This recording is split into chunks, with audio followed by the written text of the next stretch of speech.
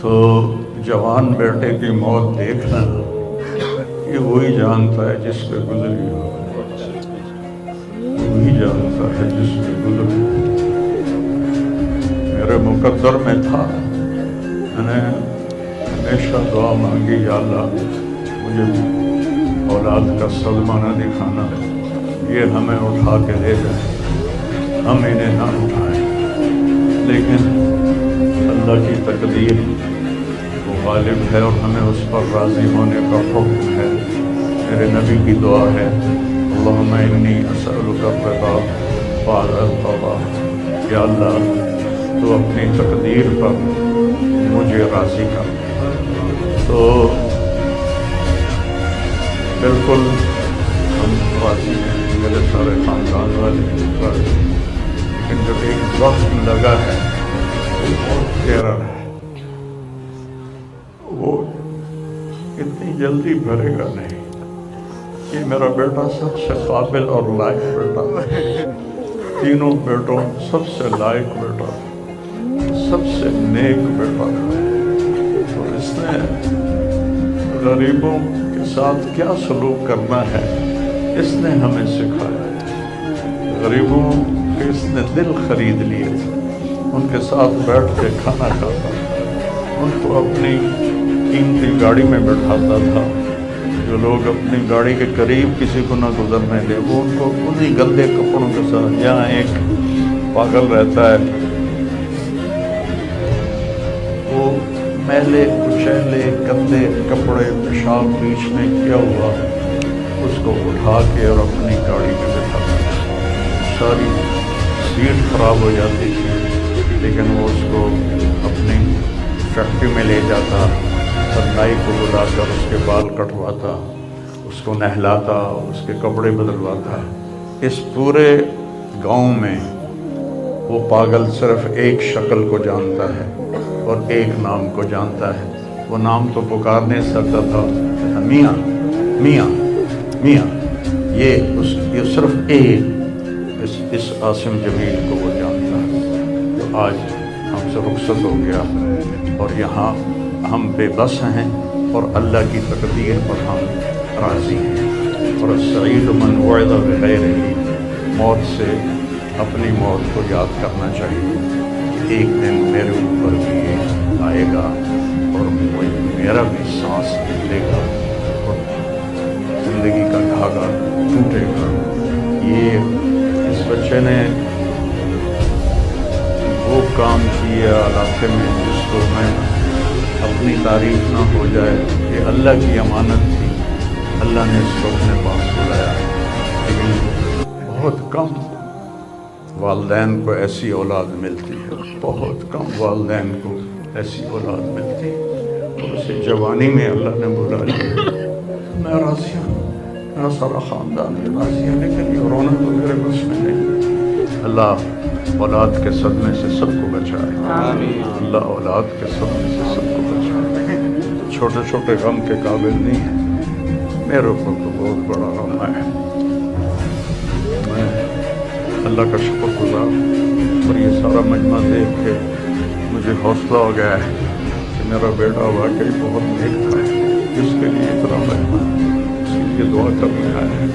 40 آدمی جنازے میں ہوں اور میت کے لیے دعا کریں تو میرے نبی نے فرمایا اس کی بخشش ہو جاتی ہے۔ تو یہ تو ماشاءاللہ ہزاروں گنتی سے بھی باہر مجمع کھڑا ہوا ہے۔ میں آپ سب کا شکر گزار ہوں۔ میرے بھائی اس دن کی تیاری کر کے مرنا چاہیے۔ اگر اللہ راضی ہے تو اللہ کی قسم موت سے خوبصورت کوئی پیغام نہیں، موت سے خوبصورت کوئی پیغام نہیں، اور اگر اللہ ناراض ہے تو موت سے خوفناک کوئی پیغام نہیں ہے۔ اور یہ میرا بچہ یہ اللہ کی محبت میں ایسے تڑپتا تھا جیسے کسی کو کوئی زخم ہو جائے اور وہ تڑپتا ہے۔ اور ہم اللہ کو جانتے ہیں، مانتے ہیں، ہمارے احساس میں اللہ کا تعلق شامل نہیں، ہم عقلی طور پر مانتے ہیں۔ میری 52 سال زندگی اللہ کے راستے میں نیک لوگ، اولیاء کرام، علماء کرام کے ساتھ گزری۔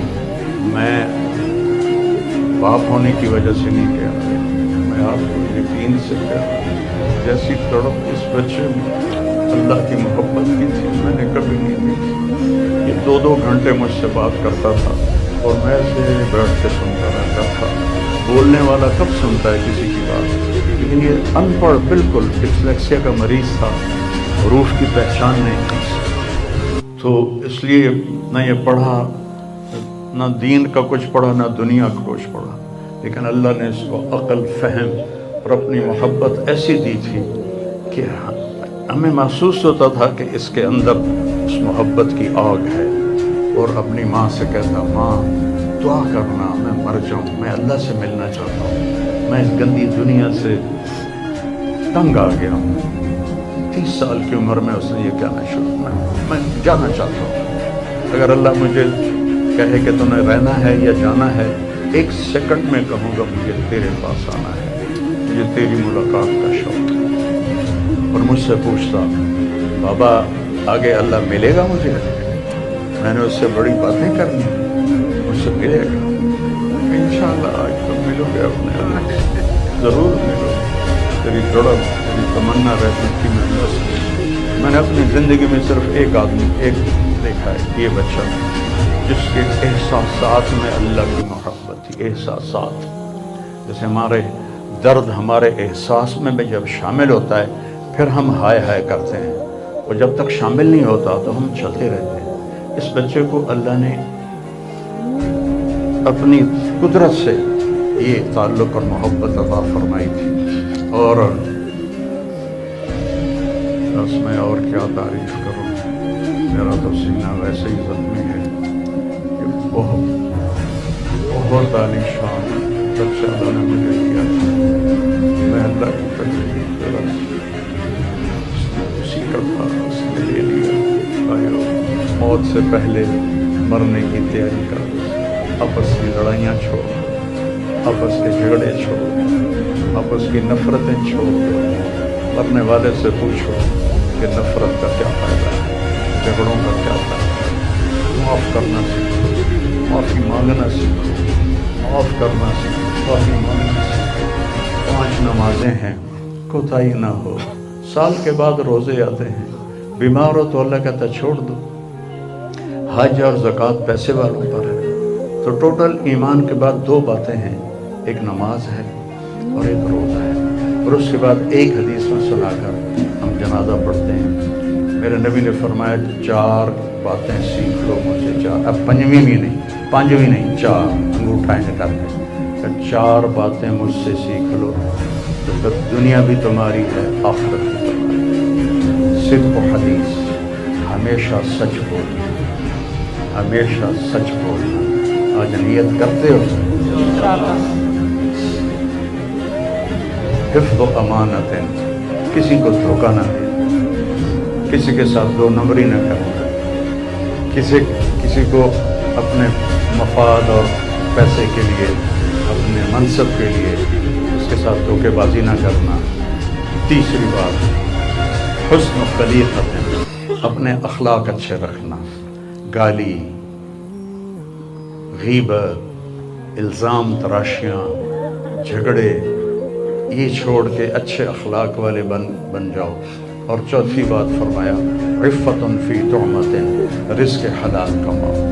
अब सारे मजमे से मेरी अपील है, आज के बाद नमाज पक्की करनी है और सच बोलना है और किसी को धोखा नहीं देना और अपने अखलाक अच्छे करने हैं, किसी को गाली नहीं देनी, किसी को बेइज्जत नहीं करना और रिज़्क़ हलाल कमाना है।